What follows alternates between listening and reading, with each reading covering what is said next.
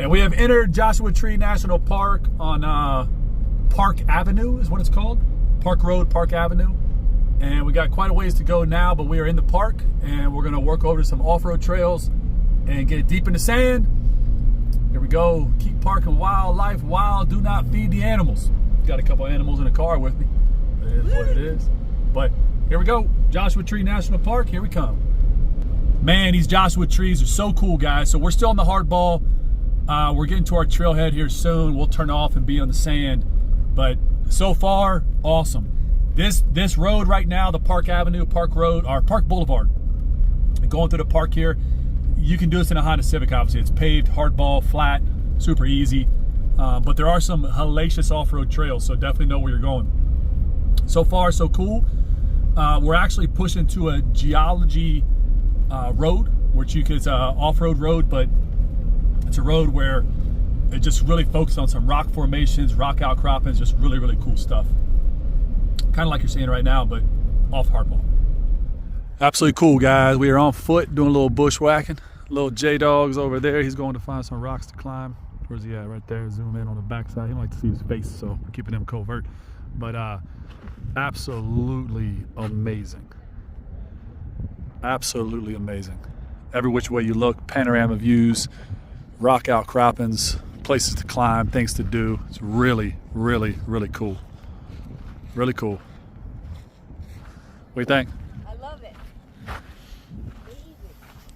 We don't really have hiking gear, but look at this kid doing. He wants to do the heavy stuff. All right, guys, we are on foot in Joshua Tree. We just found Justin. We lost him. And pretty wild. Beautiful. Stunning. Really cool. Glasses are kind of crooked. It's awesome. Woo! I love it. Oh, sorry. Here we go, guys. Absolutely stunning rocks. Tons of caves. Tons of little overgrowths. Really cool cutouts. Absolutely another example of some super cool geology. Look at this, man. This is wild. Absolutely wild.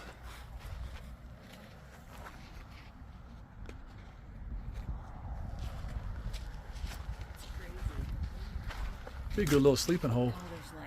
Like, look at this, guys. Look how crazy this is, how these rocks.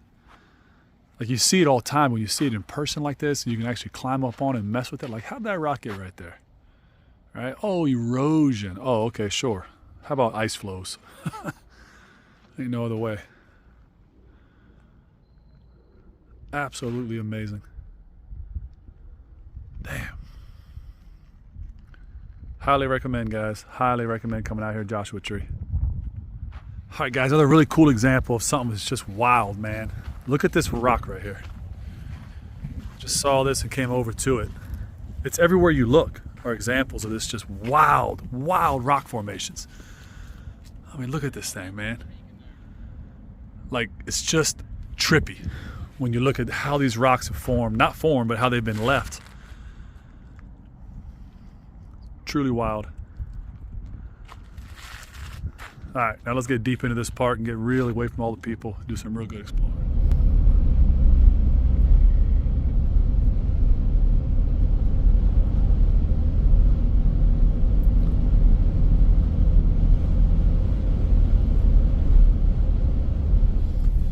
We're off the hardball onto the sandball, and on the geology tour road, they make you have a four-wheel drive to come back here. You don't need four-wheel drive. You could probably do this in a Honda Civic, but my guess is when it starts raining, this gets pretty sloppy and pretty nasty. That's probably what I say. But this is cool. We're punching deep into the valley here. I'm not sure what we're gonna see, but we're just gonna drive the road, see what's going on. Do a little loop-de-loop in the Joshua Tree National Forest. Got old Jeeper up here in front of us. All right, so old Joshua Tree, trying to keep the camera steady, guy, but this is difficult. Road's washboardy as crap. But this is a beautiful road. So Joshua Tree National Park, National Forest. I need to learn what the difference of a national park versus national forest is. I don't know. But this road is cool. You do not need a crazy four-wheel drive vehicle to do it. My God, you can do it in a Honda Civic. But being up a little bit higher gives you a little more to see.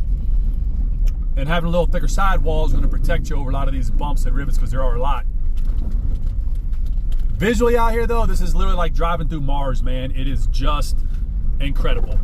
Absolutely incredible.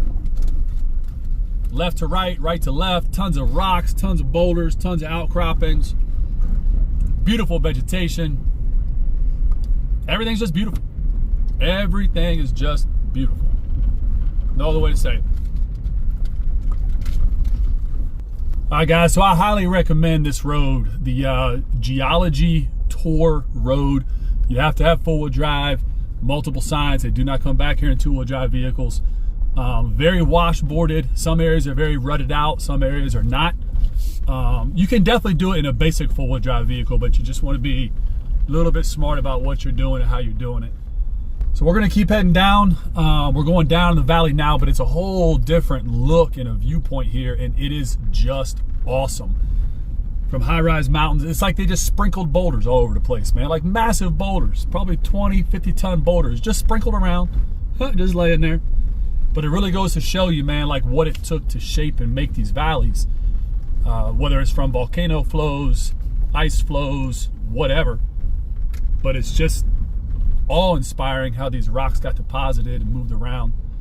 And kudos to the National Park Service, because this access road it's not maintained by the Park Service. Says not maintained. Clearly it's maintained.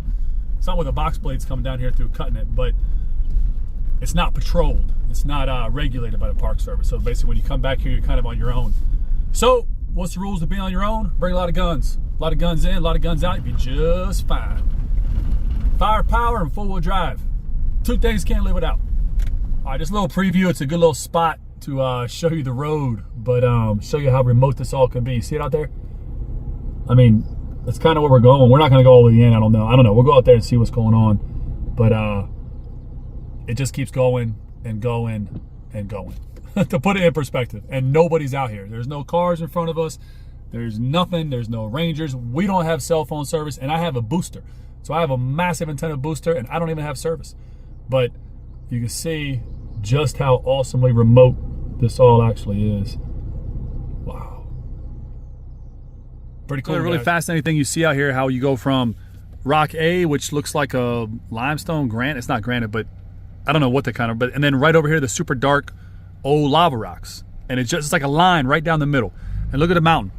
It's literally half the mountain one color, half the mountain the opposite color. So cool, fascinating stuff. Absolutely fascinating. All right, we're gonna keep on trudging on, and we are definitely committed at this point. No turning back. We're in it. And we are, by definition, very remote at this point, to say the least. Wow, really cool.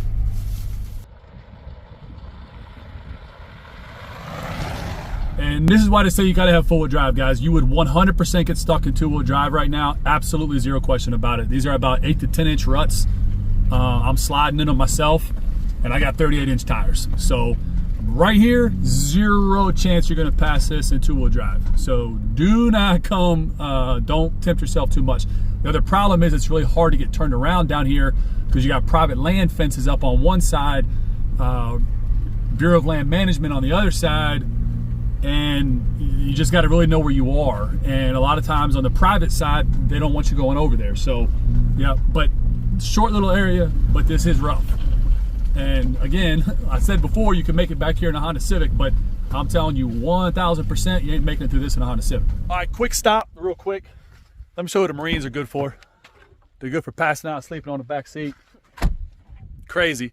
We're going through slop and he's asleep.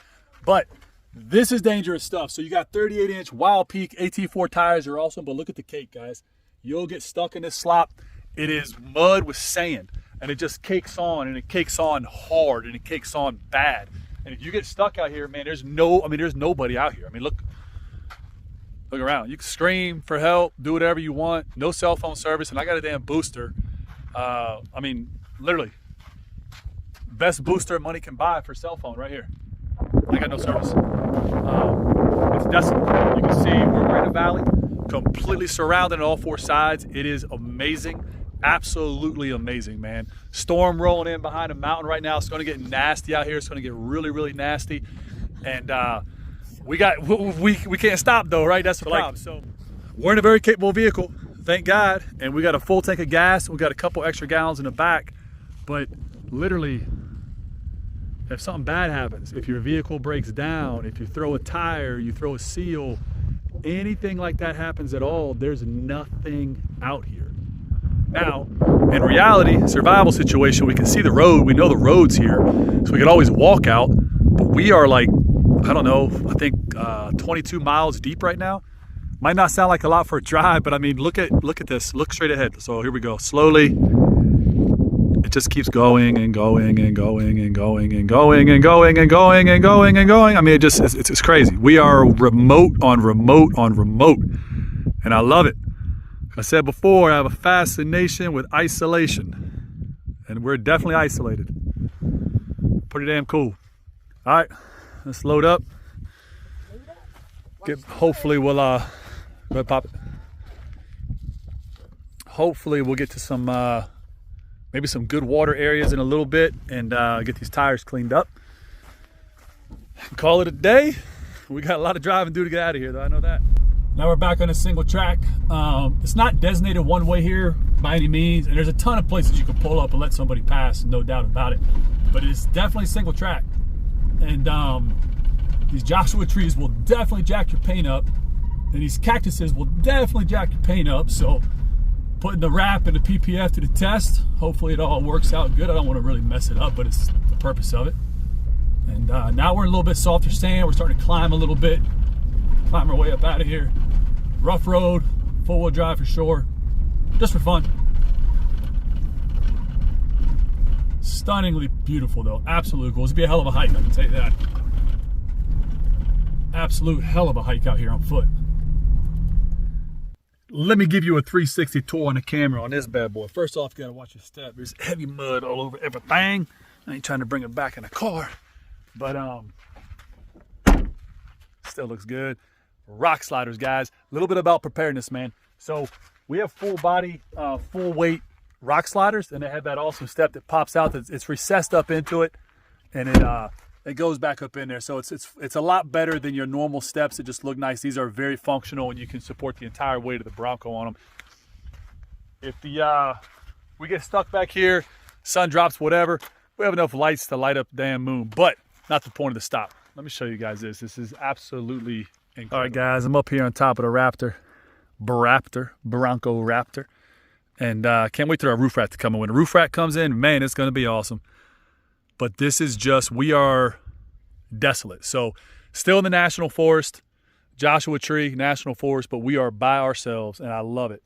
When you first come in here, there's people everywhere. You just got to keep driving and keep driving and keep driving, and you will drive away from them very quickly. One thing to just keep in mind back here, guys, when we started going up this trail, I was saying how easy it is. You do not need four-wheel drive. Anybody can do it. That stops very quickly. And when you do get back here into these areas, it's not like you need four-wheel drive because this is challenging. That's not the case. What is the case, though, is that it's very tight trails, and there's just a ton of rocks. So if you have low pro tires or shit tires, the odds of you popping, ripping, shredding, or cutting a tire back here is like super, super high.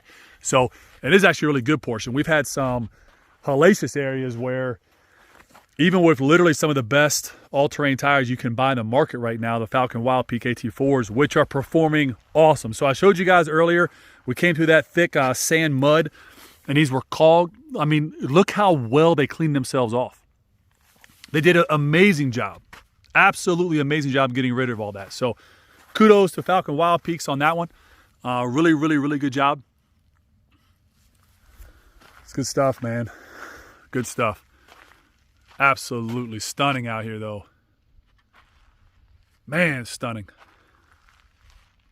Beautiful. Sun's coming back out. The rain's passing. A lot to take in. Look at that beautiful old Joshua tree right there. All right, just some stuff that we have inside the vehicle here to make things a little bit safer, man. We're running a Wolf dash cam up top right there. The it's recording in front, it's recording in the back at all times. We have Onyx Off-Road on the tablet. We have Google Earth on the screen. We do have the best radio system in the car right now, so we can reach out whether we want to go to CB channel, emergency channel, common channel, whatever. So we're by no means set to like live off the land back here, but we're not ignorant to things you may need to get yourself in and out either. So always be prepared at all times. All right, we're just still, we're getting down to this valley, and it's pretty damn cool. The roads widened out a little bit, thank God. There's a lot of wash in this, which tells me when it rains hard out here, these roads are probably like rivers, no doubt about it. Oh, 4Runner up here, that's cool. But that's the first car we've seen in a long time. He's back here, probably hiking, who knows. But these roads are cool. You can tell, again, when the storms come, these things are probably like rivers, just flowing down here. But right now, it's not the case, and it's pretty cool. But super tight track to wide track to tight to wide to tight to wide. Pretty wild stuff. And now you can kind of see, if you look way off in the distance there, we got to get all the way back up over that road and over that there pass. Over that there pass. It's a pretty good ways out, no doubt about that, but we're rolling. Doing a little bit of engine braking down through here. It's a guy in the 4Runner right there, I guarantee it, doing a little trail run. He's running. Yeah, he's a hardcore bastard, running up this hill like that. That ain't no joke. Yeah, it's gotta be him. Ain't no other vehicle, no other people out here anywhere. Probably a Marine. Yeah, it's gotta be one of those crazy Marines. Is that a female? Nope. Sure about that? Yeah, I'm positive. Come on, Bubba. Where am I going? What am I supposed to do? Definitely not a Marine. Yeah, definitely not a Marine. He's just a crazy hippie running on the sand. Just old hippie out for a little afternoon stroll. It's good fitness. Good fitness, good fitness. Fitness. Good fitness. Let's see if I can pivot this mount a little bit to show you guys off to my left, which is just incredible. There we go. We'll get around this old little bush, this shrub. Look at that, guys. It's just absolutely incredible. Let me see if I can come to a stop to make this a little smoother for you. All right, not sure what I was not recording. I thought I was recording, I wasn't, but I'm just kind of showing just how beautiful it is off to the left of this trail. It's just absolute wide open valley. As far as you can see, no roads, no cars, no people, except for the hippie, but he's on the move. And yeah, could have offered him some water, but he looked all right. He looked like he was digging his fitness, digging his sweat, needed the sweat. Cheeks were a little inflated. So anyway, onward, downward, and upward. So right now with the Bronco, I am using engine braking. I'm in four-wheel drive high. You don't need four-wheel drive right here. I'm just doing it simply to help slow me down a little bit so I'm not riding the brakes all the way down. And in the soft sand like this, it'll grab you and slow you down, obviously better than hardball. But keeping it in four-wheel drive high, keeping it locked right now in first and second, just kind of floating back and forth depending where I want the motor to be. But that way I'm staying off the brake. And that's just something to always think about out here. You always want to be conservative with your equipment.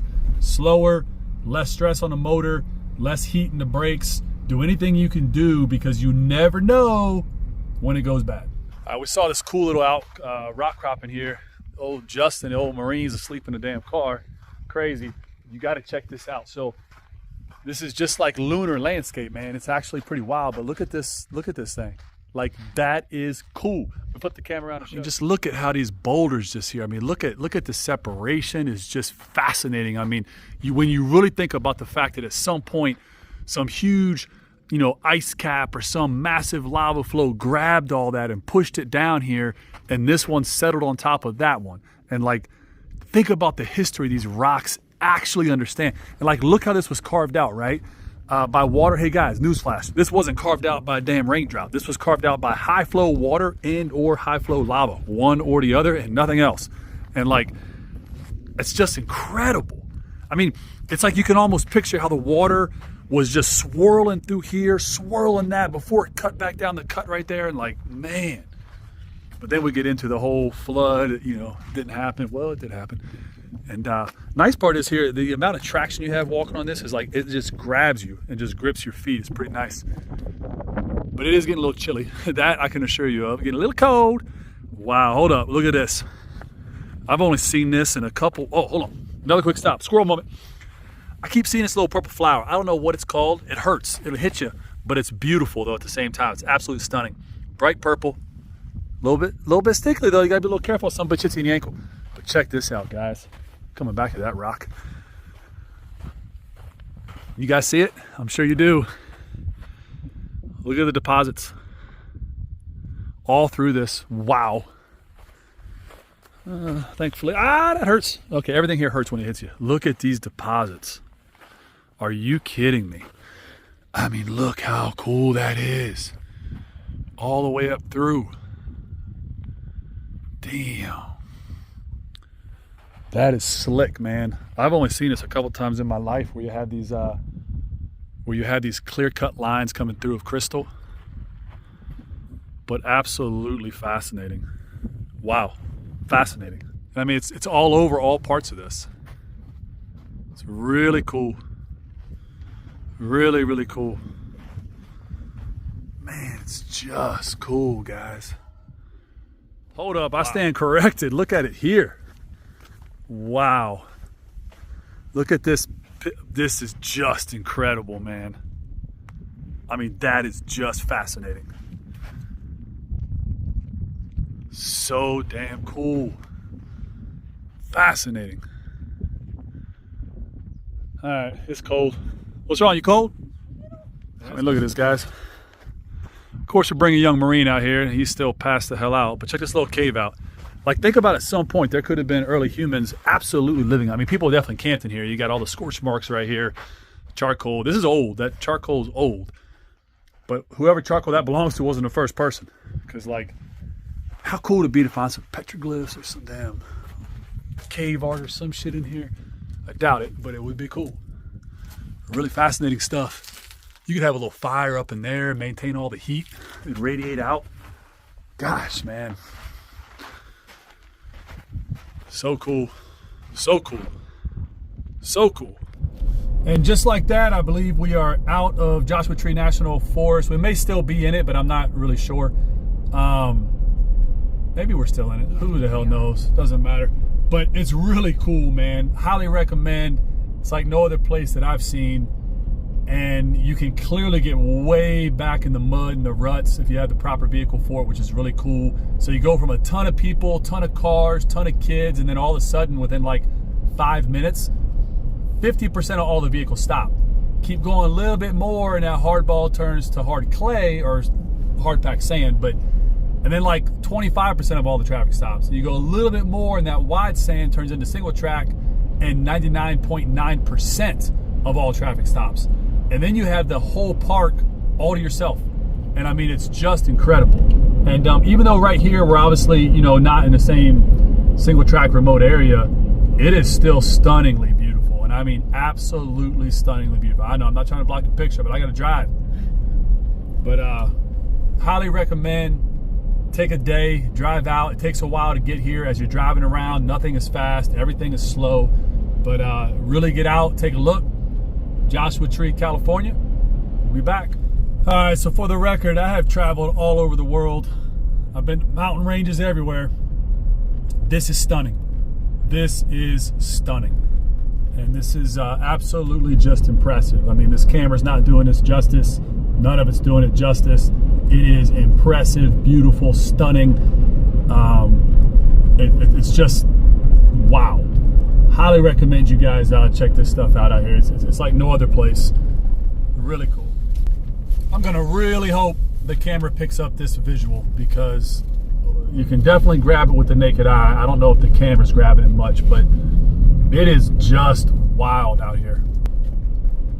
Such a cool thing to see, man. Like, you're just cruising along 30, 35, going downhill, and like these mountains, what's so unique is there's no vegetation or trees on them. There's rocks. And from the East Coast to the West Coast, my Lord, it's just a different visual out here. This is a road, guys. We're not off-road. It's just a paved road. I'm actually surprised how much traffic's here right now, but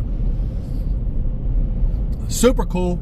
Now, this is just a West Coast thing, man. The way these mountains just have no trees, no vegetation. In the east, in the middle, the mountains are like this, but you can't see it because everything's covered in trees. And you can't even see it long distance because everything is just, covered in trees. But it's just wild. Absolutely stunning. Every direction is a vista. Every direction is a photo opportunity. You almost have to get yourself in check because you want to stop and just take photos and videos of everything. And it's like every corner turn you go around, it's the same damn thing. Damn. All right, this is cool. You basically turn a corner, and instead of Joshua trees, you have these like mini Joshua trees. I do not know what they're called, and I know they're not called mini Joshua trees. But for now, it makes sense to say. But you can literally see them all the way to the horizon in the valley. It's really neat. It's like you go through all these different ecosystems in one small forest, one small park. And it's like there's literally different levels. Maybe it's based on elevation, precipitation, sunlight. I have no idea, all that, obviously. But it just changes so rapidly here, and the vegetation changes so rapidly. Pretty wild. Anyway, we're still trying to work our way back out of here. And taking our time, cruising along, nothing to it, having fun. And bighorn sheep crossing signs. How cool is that, man? Being a national forest and have bighorn sheep crossing signs on top of you, pretty damn cool. So we're in a flood basin right now, and it is raining. It's obviously stopped a little bit, but it's been raining for a while. So may have to do a couple water crossings before we get up out of here. But hardball is obviously the hardball, so it should be just fine. But this is like a lunar landscape. It's very interesting. Dynamic colors, reds and purples, deep browns, like bright yellows. And they all pop against this like red sandstone. I mean, it's just gorgeous out here. Absolutely stunning. Very little traffic. You pass pockets of cars here and there, but for the most part, you're by yourself. And it really does give you an appreciation for the national parks, the national forests, state parks, state forests, blah, blah. Because like, it's just awesome. I mean, it's just awesome. And to think this area is just being preserved from when till when, you know, we don't really know the first people to ever come on here. I mean, we could go back 30,000, 40,000, 100,000 years, but it's just some of these areas haven't had a human footprint on it though in hundreds and hundreds of years, maybe thousands, maybe never. But it's just stunning. It's just awesome. Every which way you look is just amazing. Look at this. Like, what's not amazing about that? Yeah. It's just absolutely incredible. It's like every time you turn. Yeah. So this is one of the deceptive things here. You keep driving and you start thinking like you're almost in flat country, and then you turn and you realize just how much at elevation you are. Like, it's crazy. And then you turn a corner and you're like, yeah, we're right back in the flats again. And then you're like, you look to your left, you're like, oh damn, we're like thousands of feet up. It's pretty incredible. Pretty incredible. Even more so when you think at one point, some badass mountain men, some amazing Americanas went from the east to the west, came across this shit on foot, horseback, and buggy. Real men doing real things. Definitely not the way it is today. And just like that, about, I don't know, 6 hours of off-road, single-track hardball driving, we are out of the Joshua Tree National Forest, and we're heading back to Palm Desert. And I can't say enough amazing things about this. So I would love to come back to not Palm Springs. I'd love to come back to Joshua Tree and just do some backcountry camping. We didn't plan that this trip, but we will, and we'll make it happen.